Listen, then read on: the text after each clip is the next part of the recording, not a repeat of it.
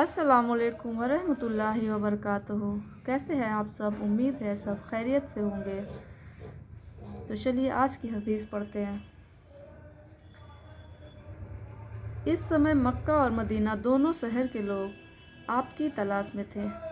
मक्के के सवार अगर आपको कत्ल करने के लिए शहर और जंगल का कोना कोना छान रहे थे, तो मदीने वाले भी आपकी सवारी के आने के इंतज़ार में थे। मदीना शहर के लोग आस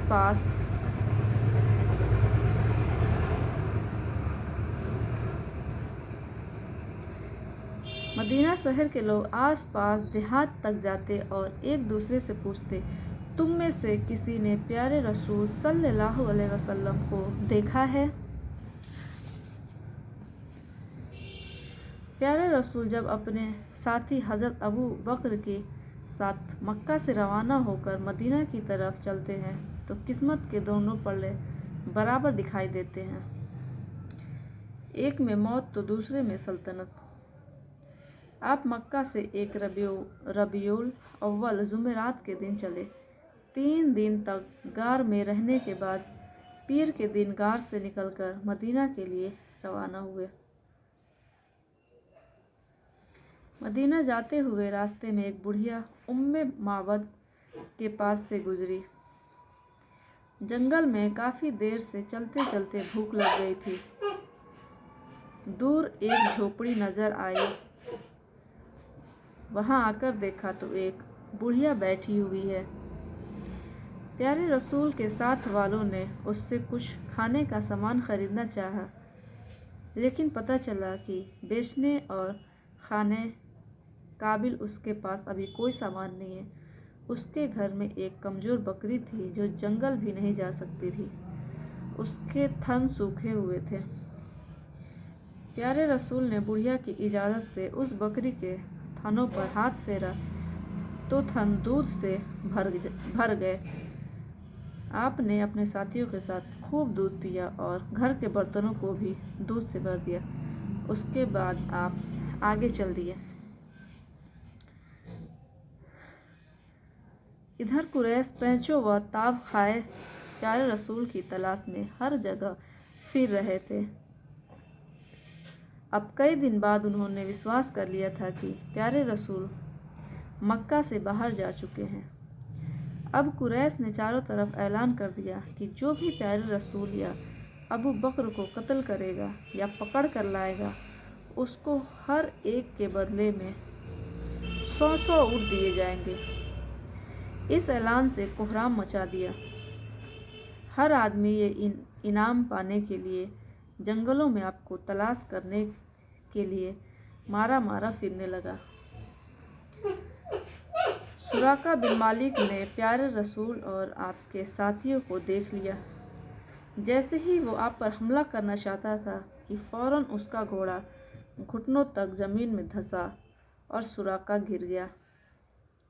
सुराका ने प्यारे रसूल से माफ़ी मांगी कि मैं आपको कुछ नहीं कहूँगा, बल्कि आपकी तरफ आने वालों को भी आने से रोक दूँगा।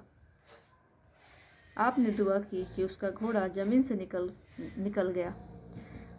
अब वो सुराका जो आपको अपना शिकार बनाना चाहता था, खुद चारों खाने चित हो गया और बेदाम आपका गुलाम हो गया।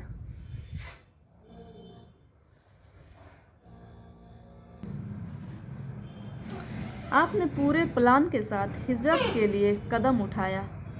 किसी चीज़ को भी इत्तेफाक पर नहीं छोड़ा। जैसा कि हम कह देते हैं कि अल्लाह मालिक।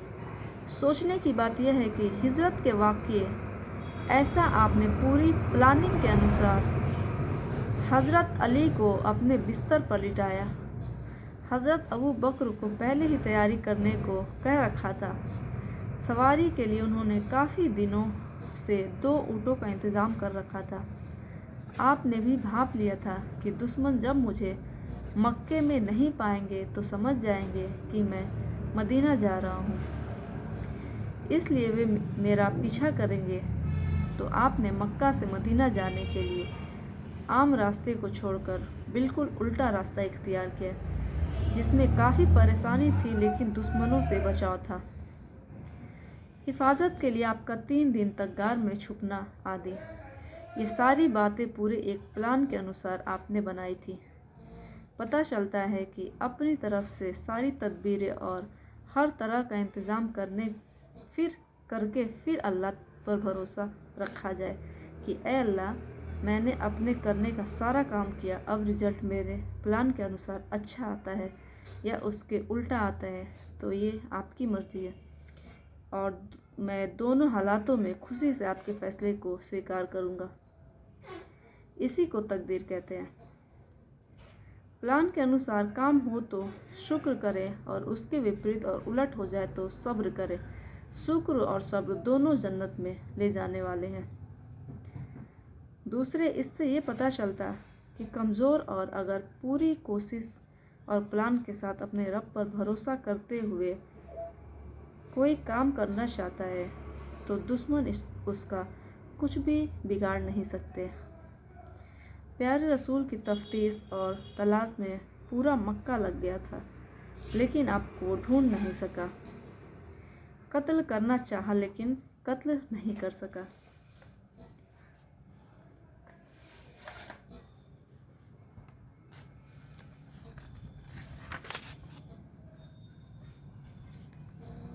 तो चलिए आज की हदीस से ही बंद करते हैं और कल एक नई हदीस पढ़ेंगे। अस्सलामु अलैकुम वरहमतुल्लाहि वबरकातुहू।